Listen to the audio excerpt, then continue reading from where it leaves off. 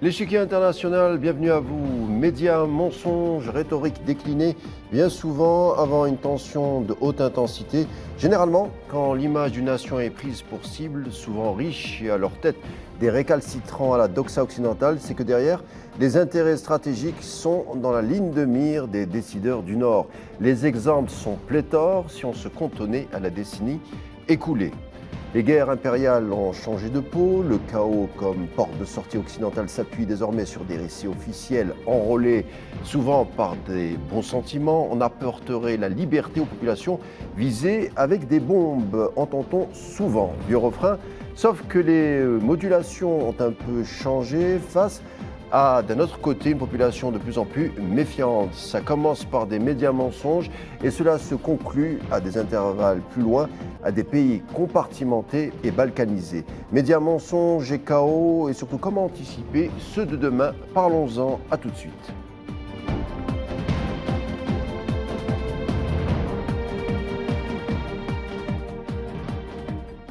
Les foyers de tension, c'est aux guerres ou celles en devenir, elles ne manquent pas avec leur lot de malheurs. Souvent, leurs causes sont cachées par certains grands médias occidentaux qui forgent, dû à leur impact, les opinions mondiales. Quoi qu'on en dise, parlons-en avec le journaliste fondateur du site Investic Action, Michel Collomb. Bonsoir.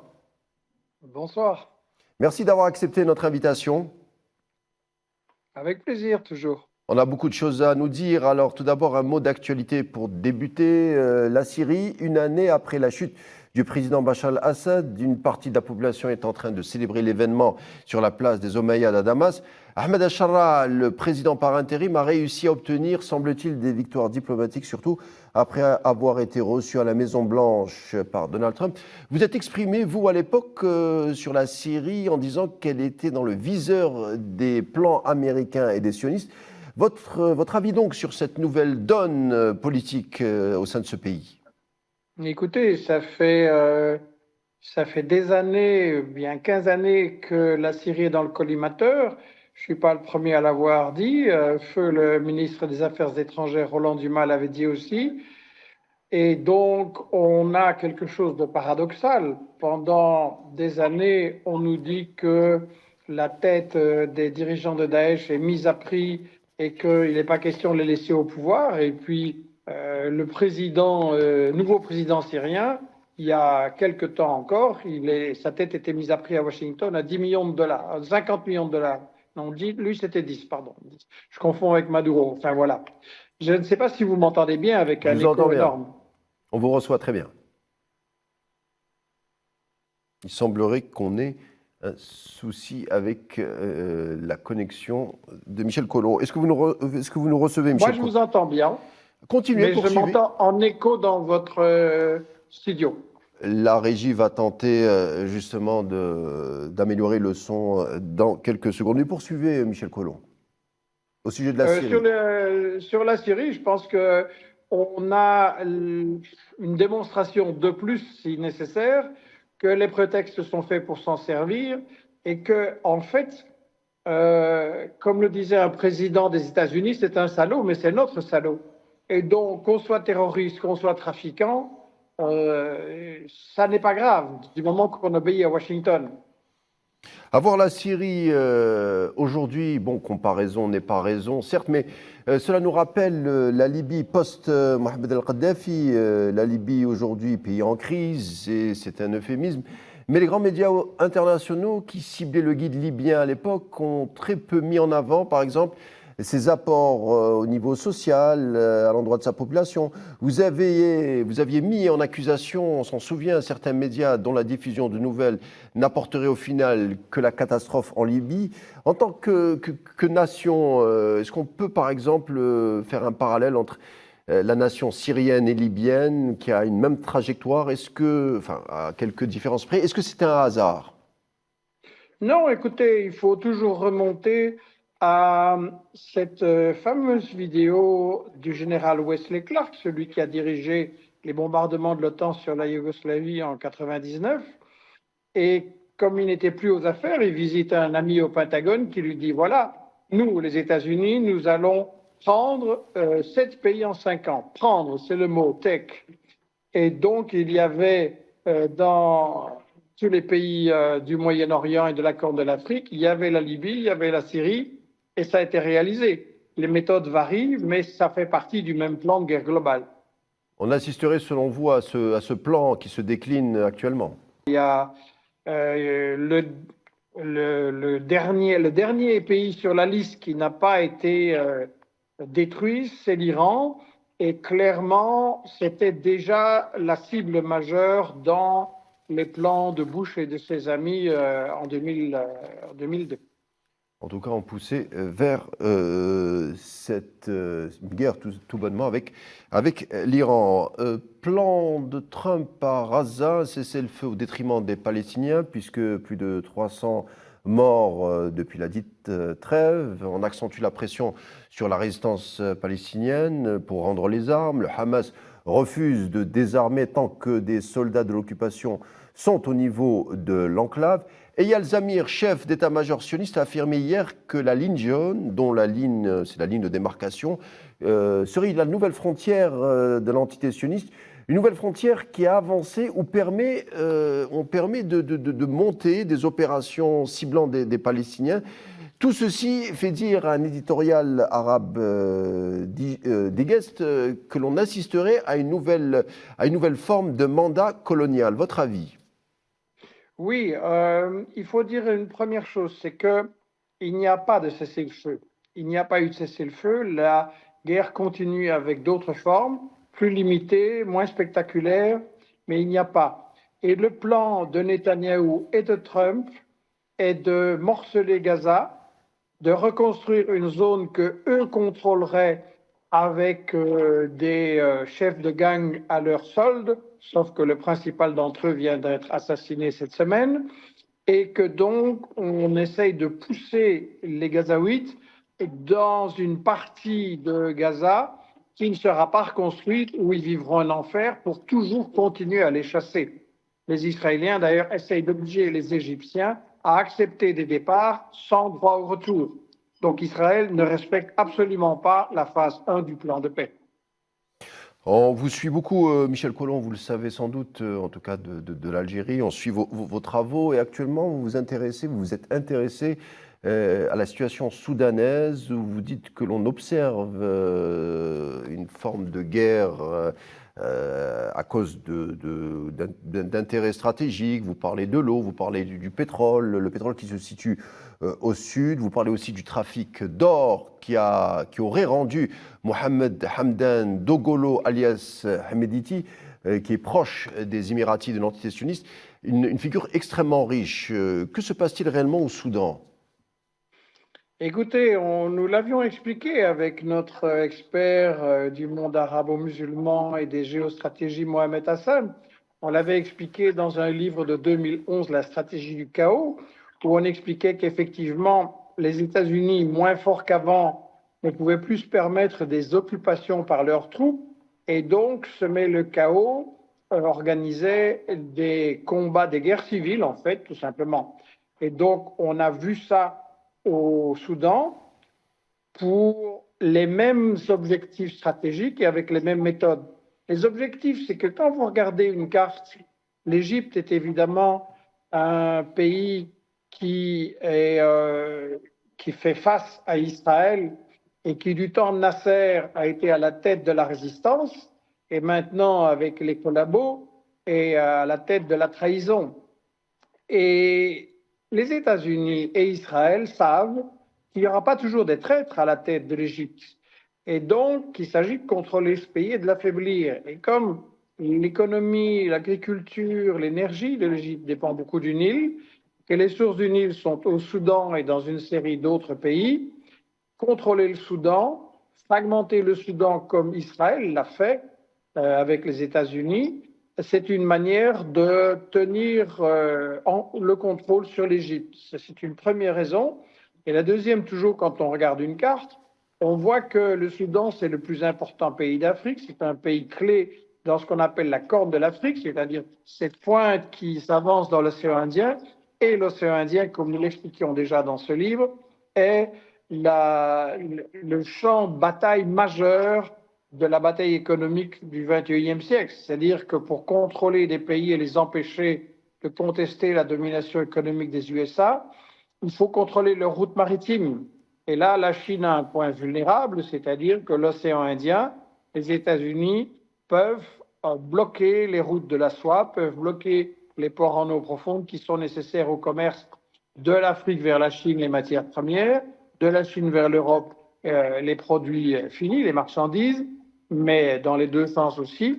Et donc, les États-Unis, avec leurs copains israéliens et émiratis, ont tout à fait intérêt à contrôler et affaiblir le Soudan et surtout à empêcher une alliance, une union régionale des différents pays. Parce que partout dans le monde, les États-Unis essayent de balkaniser, de diviser. Et donc, partout dans le monde, l'intérêt des peuples, c'est au contraire de s'unir, d'avoir, au-delà des arrangements du commerce ensemble, des coopérations, de la diplomatie, etc. Et donc, moi, j'ai été, il y a 2 ans, rencontrer le président d'Érythrée, Isaias Afewerki, qui est un homme extrêmement intéressant, un petit pays pauvre, où il ne pleut pas souvent, et qui réussit à compter sur ses propres forces pour développer le pays sans s'endetter et se mettre sous le contrôle de la Banque mondiale, du FMI et des autres soi-disant philanthropes. Et donc, Afewerki, il propose depuis des années aux gens du Soudan, de la Somalie, de Djibouti, de l'Érythrée et de l'Éthiopie de faire une sorte d'entente régionale et de coopérer. Il y a des richesses là-bas et l'intérêt des peuples de la région, c'est de coopérer. Et l'intérêt des États-Unis et d'Israël, c'est d'empêcher la coopération et d'avoir la fragmentation et la balkanisation. Ce point-là, tout le monde doit le retenir très fort. L'Algérie, clairement, est aussi menacée de balkanisation. Il existe des plans à Tel Aviv, à Washington, pour fragmenter les pays trop grands et trop indépendants. Et donc, tirer des leçons de ces conflits et soutenir les peuples qui empêchent cette balkanisation, c'est se protéger soi-même. Changeons de continent, si vous voulez bien. On se dirige vers l'Amérique latine. Venezuela et son président Maduro, accusé d'orchestrer, d'être à la tête d'un réseau de trafic de drogue qui se déverserait non seulement dans les pays limitrophes, mais aussi aux États-Unis. Une armada de navires américains avec 15 000 militaires sont stationnés actuellement dans la région. Des tirs américains ont d'ailleurs tué 83 pêcheurs sans procès, donc sans apporter de preuves qu'ils faisaient partie d'un quelconque réseau de trafic de drogue. Des opérations qui ont suscité l'inquiétude également de la part des congressmen. Que cache, selon vous, cette pression américaine sur le Venezuela qui risque de déboucher d'un moment à l'autre sur une guerre? Écoutez, il y a plusieurs enseignements à en tirer et c'est pourquoi comprendre le conflit et exprimer de toutes les manières la solidarité avec le peuple du Venezuela, c'est très très important. Les enseignements sont que, évidemment, les prétextes sont faits pour s'en servir. On avait connu les armes de destruction massive de Colin Powell et de Bush. On a maintenant un remake avec Trump. C'est le narcotrafic, c'est fake news.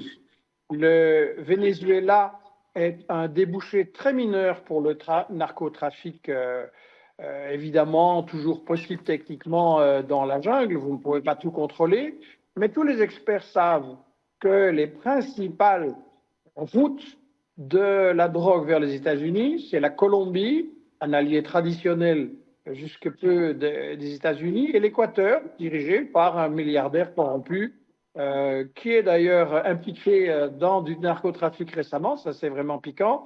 Et donc voilà, c'est un prétexte qui ne tient pas debout. C'est uniquement le pétrole qui est convoité, c'est toujours une guerre pour le pétrole, c'est très classique. Il y a la région Ce qui est intéressant. Il y a aussi la région des Honduras, le pays qui aussi n'est pas, dans les classements internationaux en termes de trafic de drogue, intéresse beaucoup d'enquêteurs et beaucoup de spécialistes en disant que c'est aussi une plaque tournante du trafic de drogue régional. Absolument. Et là, c'est très intéressant parce que Trump a utilisé cette excuse du narcotrafic. Il n'y a aucune preuve et il n'y a aucune logique dans ces accusations contre Maduro. Si Trump veut mettre fin aux trafiquants de drogue vers les États-Unis, il a beaucoup de travail aux États-Unis même. et il risquerait de trouver certains de ses amis. Et l'exemple du Honduras est frappant, comme je l'ai relevé récemment dans une vidéo de la Minute Michel, c'est que il y a un narcotrafiquant hondurien célèbre, c'est celui Hernandez, qui a été président de 2014 à 2022. Et Hernandez a été condamné par la justice des États-Unis à 45 ans de prison avec un dossier plein de preuves et absolument incontestable. Et Par la Trump justice dit, américaine. non, non, non, ça c'est mon copain, il a été accusé injustement et il a dit qu'il va lui accorder le pardon et les Honduriens devaient absolument voter pour le parti de ce bonhomme-là. Donc ça montre que Trump n'a aucun principe, que ses récits ne valent rien et que en fait c'est le pétrole du Venezuela qui l'intéresse et rien d'autre. C'est aussi, je pense, de détruire les espoirs de révolution et de libération du continent latino, c'est-à-dire qu'on a eu au Venezuela avec Hugo Chavez, que j'ai rencontré, avec qui j'ai eu l'occasion de parler, c'était un homme formidable. Hugo Chavez. On a eu en Bolivie, en Équateur, avec Rafael Correa également, et au Nicaragua. On a eu toute une volonté de libération et une alliance régionale. Et c'est ça que Trump essaye de briser, tuer l'espoir et installer des dictatures fascistes ou pas loin. Il voulait le Brésil avec Bolsonaro, il a l'Argentine avec Milei. Il essaye d'avoir le Chili, l'Équateur et encore une série d'autres pays. Et donc, Trump est en train d'essayer d'installer une internationale fasciste en Amérique latine pour garder ce continent sous son contrôle.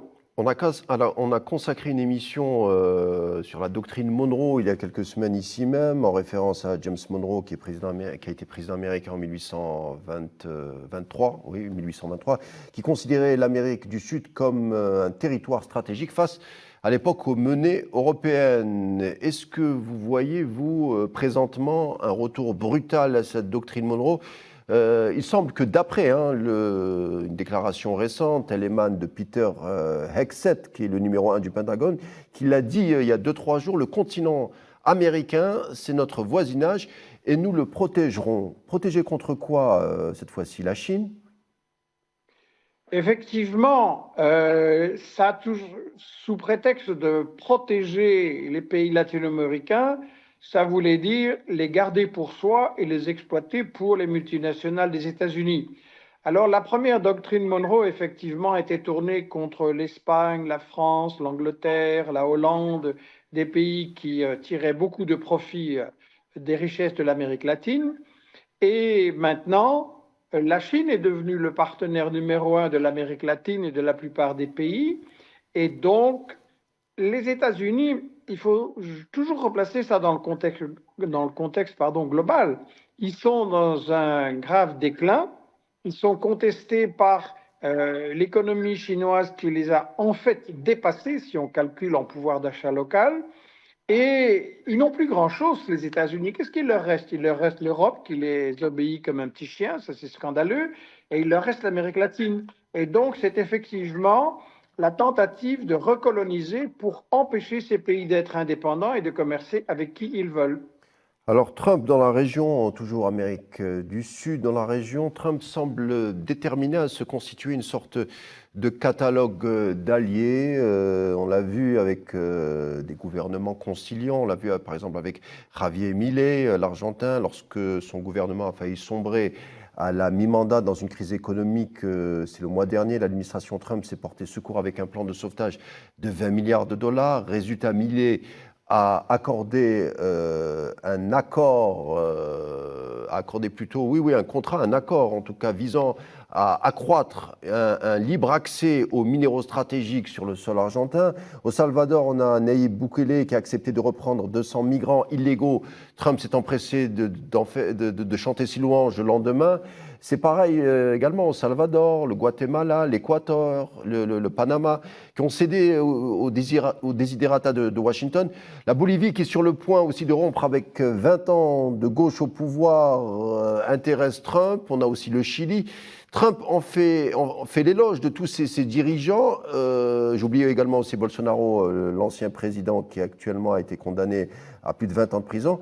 Contrairement, par exemple, à certains d'autres, comme Petro, le président colombien, Maduro, on en a parlé, ou Lula, qui ont essuyé les foudres de la Maison-Blanche, tous ces derniers ont un point commun, c'est qu'ils sont de gauche et ils sont pro-palestiniens. Enfin, pro-palestiniens, ne parlons pas trop vite, mais en tout cas, qui ont montré un soutien qui a été impressionnant durant les quelques, oui, les 2 ans de génocide. Voilà, il y a effectivement 2 points importants à bien comprendre quand on considère, comme vous le faites, le conflit à l'échelle globale du continent. Ce serait une grande erreur de regarder seulement tel ou tel pays, telle ou telle critique de Trump. Il faut voir ça comme une lutte globale du continent.